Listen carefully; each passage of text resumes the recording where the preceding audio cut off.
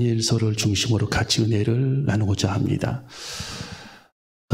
이 느부갓네살 왕은 그 시드기야 왕을 통해서 이스라엘을 멸망하기 전에도 여호야김 왕 시대 때에도 예루살렘을 침략을 해서 조공을 바치지 않는다라는 구실, 그리고 두 번째는 애굽을 섬긴다라는 그런 의미에서 이스라엘을 들었다 놨던 그런 시간이 있었는데, 예루살렘 성을 침략해서 포위해서 예루살렘 시민들을 데리고 갔는데 그 중에 포로된 사람들이 많이 있었습니다.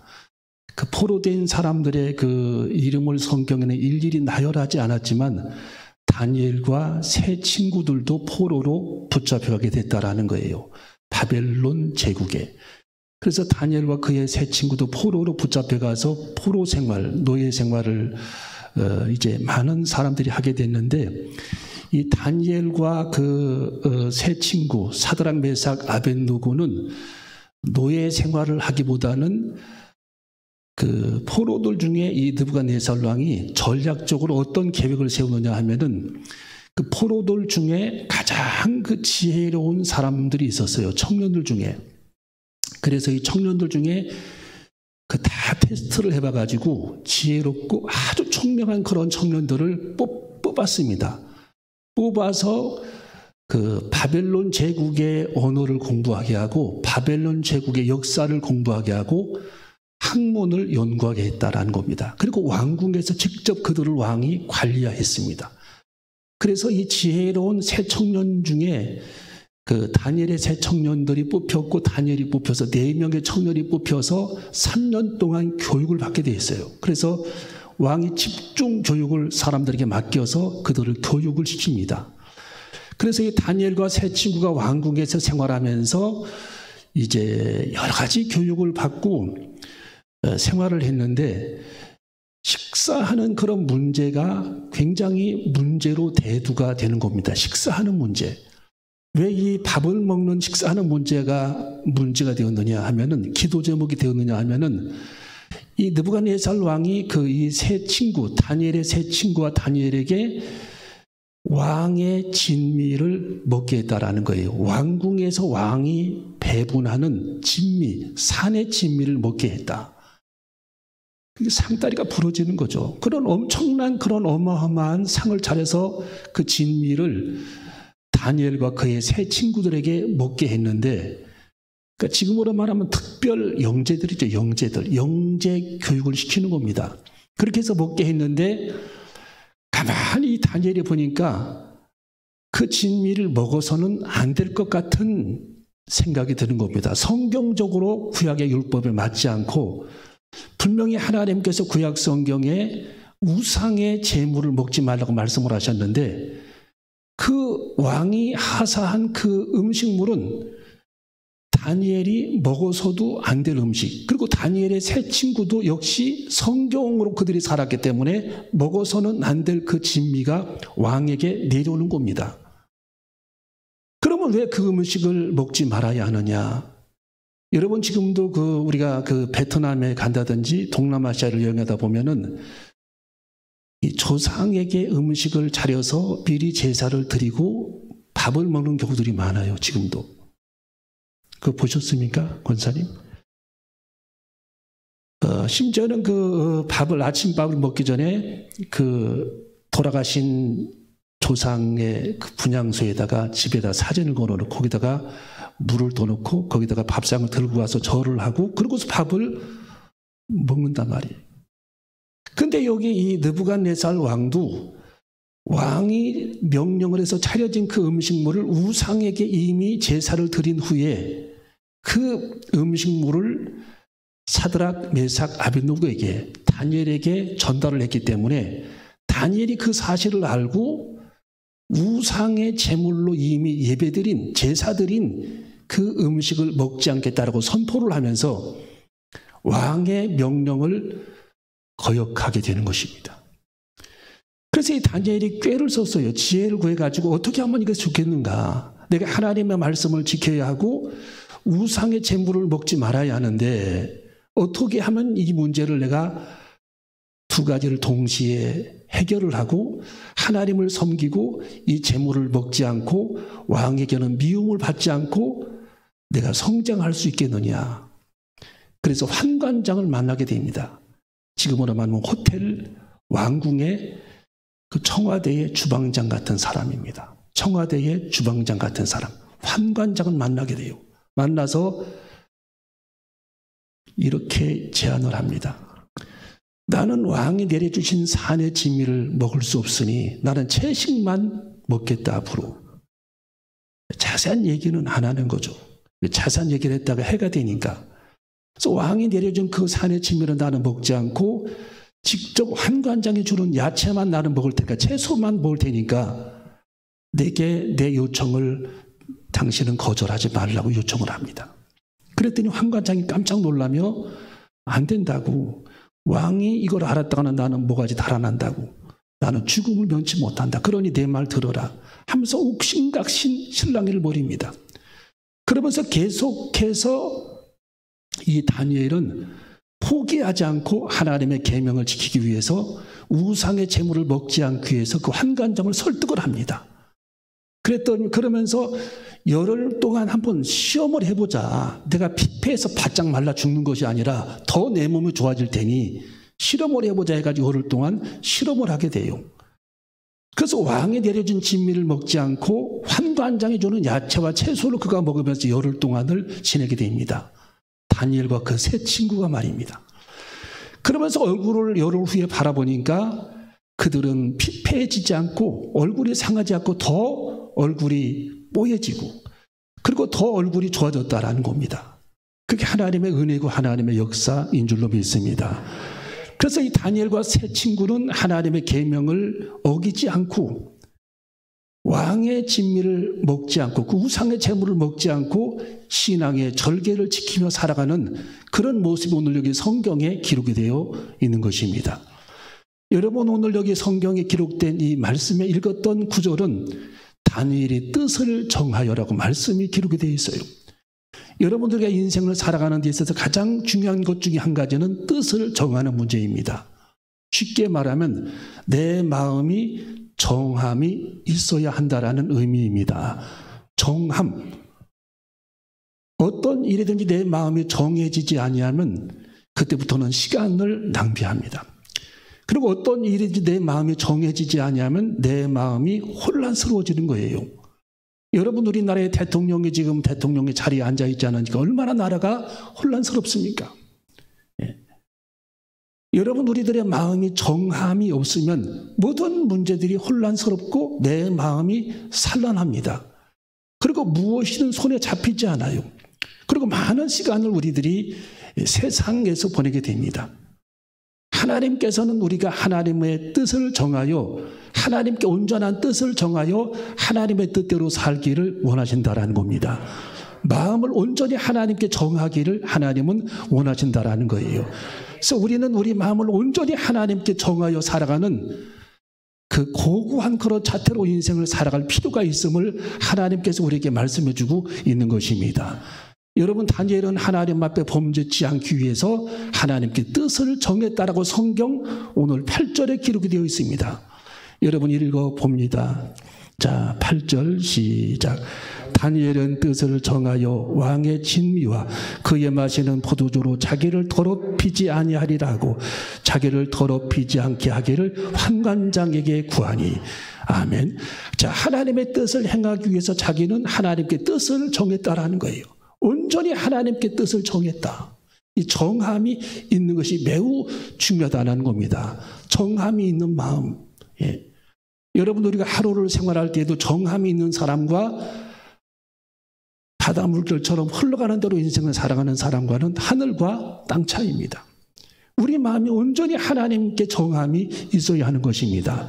내가 하는 일에 정함이 있어야 하는 것입니다. 그래서 우리 마음이 흔들리지 않고 정한 그런 계획과 마음을 가지고 하루 일과를 보내고 또 한 달을 보내고 1년을 우리들이 보낼 때 하나님께서 기뻐하시면서 야고보서 1장에 기록된 하나님의 말씀, 6절에 보니까 오직 믿음으로 구하고 조금도 의심하지 말라. 의심하는 자는 마치 바람에 밀려 요동하는 바다 물결 같으니 이런 사람은 무엇이든지 죽게 얻기를 생각하지 말라. 두 마음을 품어 모든 일에 정함이 없는 자로다. 하나님께서 이렇게 말씀해 주고 있는 것입니다. 여러분, 하나님께서는 우리들이 두 마음 품는 것을 매우 싫어하십니다. 하나님께 마음 정하는 것을 기뻐하신다라는 거예요. 확고한 그런 믿음을 가지고 하나님께 마음을 품고 하나님을 향한 마음을 정하고 하나님께서 무엇을 기뻐하시는지 우리들이 알기 때문에 하나님께 확고하게 마음을 정하고 살아가는 하루하루가 되는 저와 여러분이 되어야 할 줄로 믿습니다. 그래서 오직 믿음으로 구하고 조금도 의심하지 말라. 의심하는 자는 마치 바람에 밀려 요동하는 바다 물결 같으니 이런 사람은 무엇이든지 죽게 얻기를 기대하지 말라. 두 마음을 품어 모든 일에 정함이 없는 자로다. 그래서 우리는 정함이 있는 자가 되어줘야 할 줄로 믿습니다. 모든 일에 정함이 있어야죠. 모든 일에. 그래서 우리들은 모든 일에 정한 마음을 가지고 하나님께서 기뻐하시는 그런 마음을 가지고 살아가는 저와 여러분이 되어줘야 할 줄로 믿습니다. 여러분, 우리 인생을 살아갈 때에는 용기가 매우 필요합니다. 어떤 일을 하든지 용기가 없으면 그 일을 해내지 못하는 겁니다. 또 우리가 용기를 가지고 담대하게 그 일을 추진해야 하고 또 담대한 그런 마음이 있다면 세 번째로는 강한 의지가 우리에게 있어야 합니다. 여러분, 우리들이 어떤 일을 도모할 때에 또 주님의 일을 처리할 때에도 여러분이 가사 일을 할 때에도 용기가 필요하죠. 때로는 담대함도 필요합니다. 거기서 끝나면 안 되는 거죠. 강한 의지력이 있어야 한다. 의지력, 강철 같은 그런 의지력이 우리들에게 있어야 하나님께서 기뻐하시는 일을 한두 가지 처리해낼 수 있다는 거예요. 우리가 하루를 살아갈 때도 용기와 담대함 그리고 강한 의지력이 우리들에게 있어줘야 할 줄로 믿습니다. 강한 의지력이 있어야 합니다. 강한 의지, 용기와 강한 의지. 그래서 하나님께 마음을 정하고 강한 의지력으로 그것을 추진해 나가는, 오늘 여기 성경에 기록된 다니엘과 그 세 친구는 불굴의 그런 믿음을 가지고 강한 용기와 불굴의 그런 믿음을 가지고 강한 용기로 마음을 주님께 정하고 뜻을 정해서 하루하루를 살았던 다니엘과 세 친구의 영적 경건 생활의 모습을 우리는 발견하게 되는 것입니다. 여러분, 우리는 하나님을 기쁘시게 하시기 위해서는 주님께 마음을 정해야 할 줄로 믿습니다. 여러분, 다윗도 13년간이라고 하는 생활을 그는 혹독한 시련을 겪게 돼요. 사울 왕의 밑에서 이 다윗이 얼마나 많은 시련을 당합니까? 무려 13년이라고 하는 그 생활을 혹독한 시련을 당하고 연단을 받고 이제나 저제나 왕이 될지, 언제 내가 왕이 되지? 분명히 하나님께서 내게 기름 부어주셨는데 왕이 된다고 했는데 1년이 지나도 왕이 되지 않습니다. 2년이 지나도, 3년이 지나도, 5년이 지나도 소식이 없어요. 도망 다니다가 사울 왕을 피해 도피해 다니다가 블레셋 땅까지 도망가기도 합니다. 거기서 천신만고 끝에 자기 정체가 밝혀져 죽음 직전에 살아 돌아옵니다. 여러분, 그의 마음은 하나님을 향한 절대적인 정한 마음이 있었기 때문에 그 시련을 이길 수가 있었던 겁니다. 여러분, 우리는 시련을 이기기 위해서는 하나님을 향한 정한 마음이 있어줘야 할 줄로 믿습니다. 하나님을 향한 온전히 정한 마음이 있어야 돼요. 하나님과 나 사이에 틈이 있어서도 안 되고, 하나님과 나 사이에 어렴풋한 의심의 안개가 있어서도 안 됩니다. 온전히 하나님과 나 사이에 정한 마음, 내가 하나님을 신뢰하는 그런 정한 마음, 죽으면 죽어도 하나님을 사랑하는 정한 마음, 불굴의 용기와 믿음을 가지고 하나님을 향한 정한 마음, 그 정한 마음이 우리들에게 있어야 하나님께서 우리들을 귀하게 사용하시고 놀랍게 쓰시는 하나님의 축복을 만나게 될 줄로 믿습니다.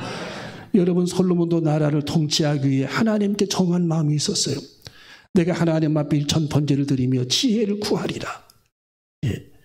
내가 하나님 앞에 1000번제를 드리며 하나님 앞에 지혜를 구하리라. 그 정한 마음이 있었습니다. 초기에. 그 정한 마음을 가지고 하나님께 그는 많은 은혜와 사랑을 받게 됩니다. 또 지혜를 얻게 돼요. 그런데 그의 마음이 나이가 들면서 점점 주님과 멀어지게 됩니다. 나중에는 자기 많은 부인을 1000명을 뒀잖아요, 솔로몬이.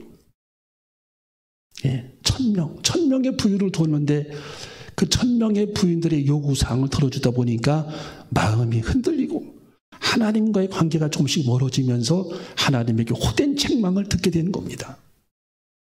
그러면서 나라가 둘로 남북으로 쪼개지게 되는 거죠. 여러분, 우리는 하나님께 정한 마음을 갖고 살아가는 것이 얼마나 중요한가를 알게 해주는 대목입니다. 여러분, 우리는 온전히 하나님께 마음을 정해야 할 줄로 믿습니다.